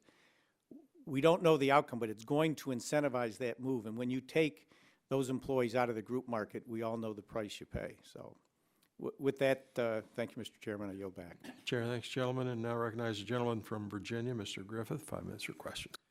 Thank you so much, Mr. Chairman. I do appreciate it. Mr. Kreidler, appreciate you being here today. I have some questions for you. You talked about increases in the small shops in the state of Washington, small shop insurance in the state of Washington. In my district, and I represent 22 counties and 7 independent cities in the rural parts of Virginia. And as a result of that, we found that in many of our locations, or at least a certain number of them, we don't have but one provider for the small shop plans. And so it raises the question that I would ask you is that the city of Richmond in the Commonwealth of Virginia has lots of small shop plans. My rural counties and some of my independent cities don't, or some of my rural counties don't, some of my independent cities don't. Is that your experience in Washington, or do you have this larger number across the state of Washington in all the counties?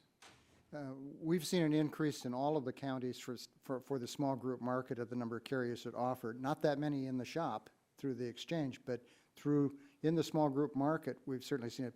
But rural America is tough. It's tough in the state of Washington. I'm sure Commissioner Lindeen has tough in Montana. It's difficult to get the same kind of competition in those rural counties that you get in the more urban counties, and I understand that. Yeah. I thought it was interesting. Your testimony has been very instructive here today because I gather that you don't like this bill, but you acknowledged in some of the questioning that you did think that for some states that weren't as far along as the state of Washington was, that some type of a delay might be advisable. So you recognize that at least for some states, moving forward right away would be a problem, and that we as Congress probably ought to take some kind of action. Even if you don't like this bill, you would look for us to make some action for those states that aren't as far along as the state of Washington. Is that correct? Congressman, that is correct. Now, I am concerned. I know you come from the healthcare background, and I'm sure it wasn't your intent, but as an old country lawyer, when I see what appears to be, I'm sure it wasn't the intent, but appears to be a little bit of a shell game, it always makes me worry.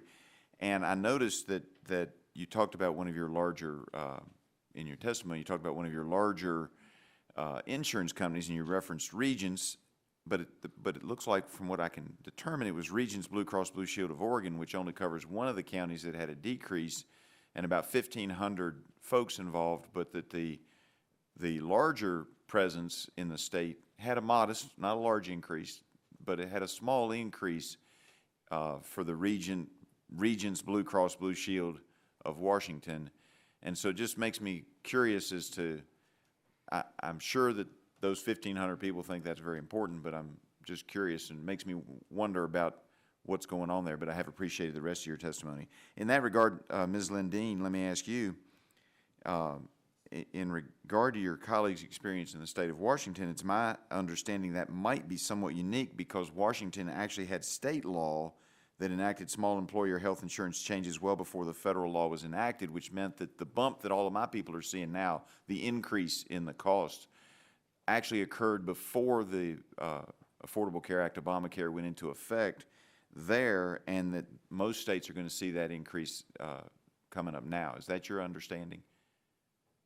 In other words, they got ahead of the curve, so the increases are going to be less there because, or not, or even decreases there, because they were ahead of the curve in coming up with some of the requirements that Obamacare requires our small groups now to have.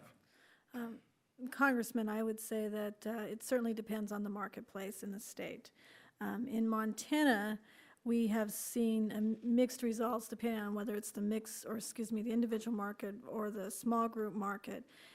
In fact, this year, this coming year, we're going to see, unfortunately, some substantial increases in the individual market, but in the small group market, those increases are very limited, between 3% and 7% on average. Okay. I do appreciate that.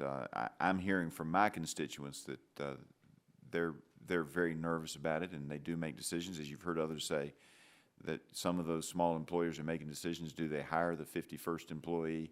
Do they look at expanding? Do they continue to carry all of the different products? In other words, do they lay off one shift perhaps that's doing a product line that's not as successful as some of the others and just focus on the high profit areas? When they're on that bubble, these are all things that businesses take into account. I appreciate Mr. Guthrie for bringing the bill and others, and do appreciate that we'll need to make some kind of a resolution, even if it's not this bill, that we need to do something, and I yield back. Thank you. Chair, thanks, gentlemen. Now I recognize the gentleman from Missouri, Mr. Long, 5 minutes for questions. Thank you, Mr. Chairman. Mr. Kreidler, your testimony says the state of Washington may be further along in implementing many of the reforms than other states. Why have more than 2/3 of the rest of the states opted for the transition option? I think in no small part, if you're talking about the federally facilitated exchange through the federal government, is that correct, Congressman? If you are in that situation, I think politics played a lot to do with that. We had a former insurance commissioner from the state of Pennsylvania who headed the operation to assist states in establishing their own exchanges. When it started, he was fully convinced that every state was going to jump to create their own exchange rather than defer to the federal government, and yet, as you point out, 2/3 have opted to do it otherwise. I think a lot of it had to do with the politics at the time or the size of the state. I think most states were thinking of creating their own exchanges.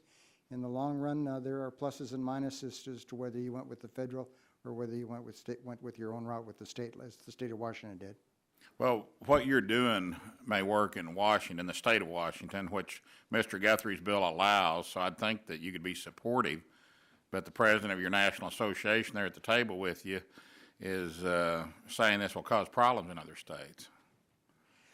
Congressman, it's like the body politics. Just because the majority party says that this is our position, it isn't necessarily what you take as an individual member. And I'd say the same is true as being an insurance commissioner.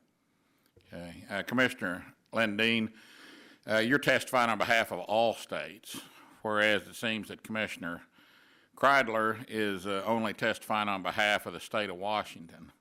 Can you talk about what you're hearing from other commissioners and consumers across the United States?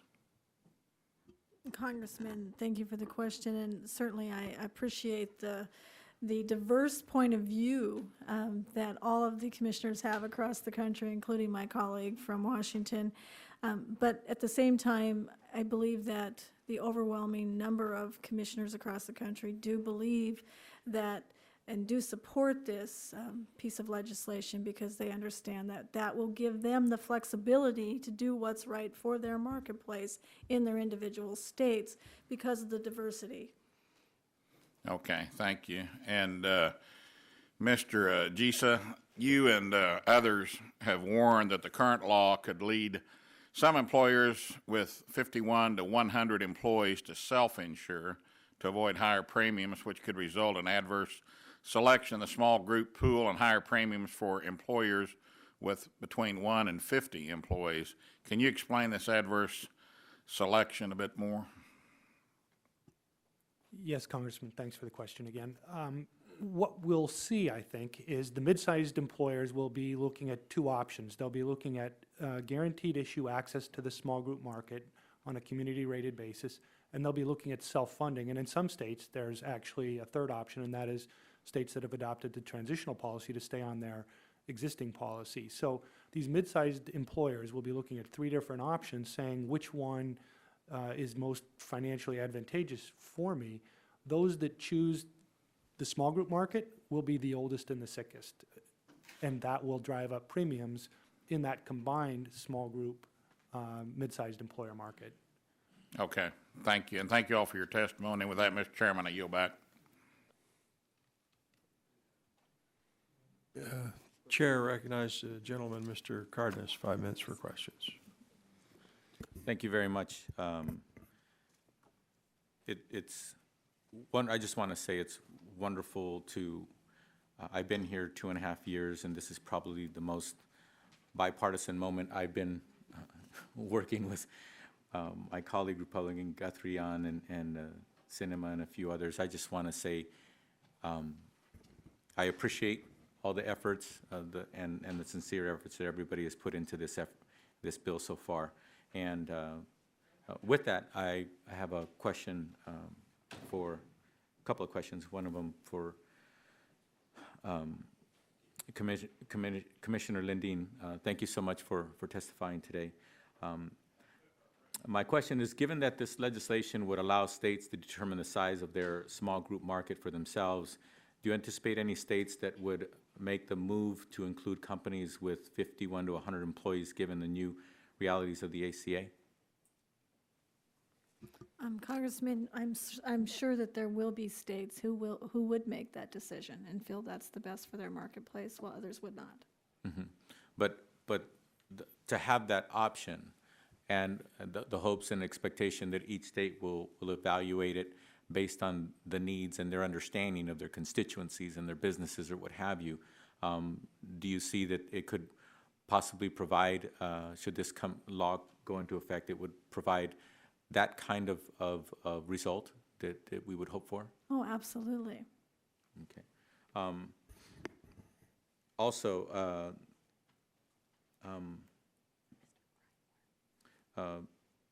Mr. Greidbar, do you oppose different states from determining what works best for their small group markets?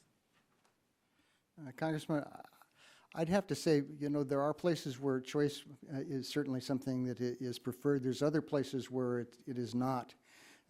Before healthcare reform, the states had a great deal of latitude to do healthcare reform, and yet we saw growing problem of the number of uninsured in this country continuing to rise, and we saw the amount of spending in the healthcare system that was not collected. It was shifted to other payers.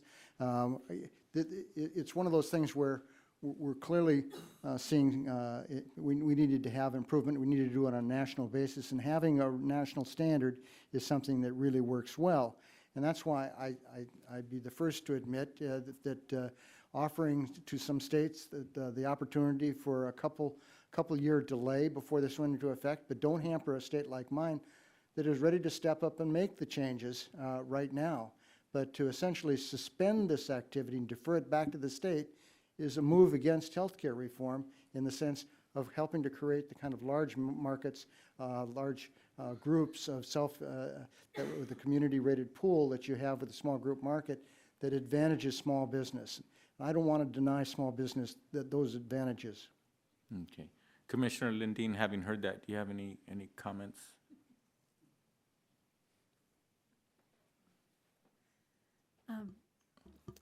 Congressman, I think that it's important not to deny the small businesses that are currently utilizing a product that works for them to be able to continue to do that. And so I think that this piece of legislation, which you are co-authoring, is a good thing for those small businesses and for their employees, and so I would encourage passage. Okay. The reason why I ask is because, to me, what this legislation would do, which affects an incredibly larger piece of legislation, would allow an opportunity where hopefully very responsible legislators, governors, et cetera, will actually responsibly evaluate this additional tool and then use it responsibly. And I feel if they do so, then what would happen is overall, we will get the benefit of those states that perhaps choose that they are not going to go to the 100 model, and because of what's best for their constituency. And those that choose to go to the 100 model, they will do so because they have the best interests of their businesses and their constituents, the workers, and their families in mind.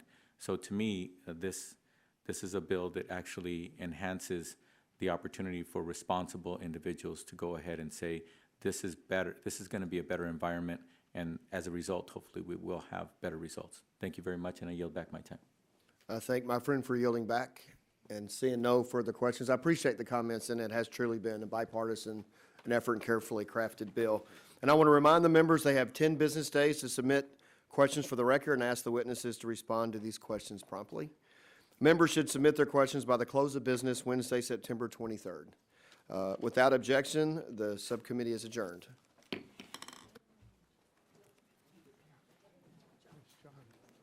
Great, nice to meet you. Mike, it was a pleasure. Nice work. Oh, I had my dad.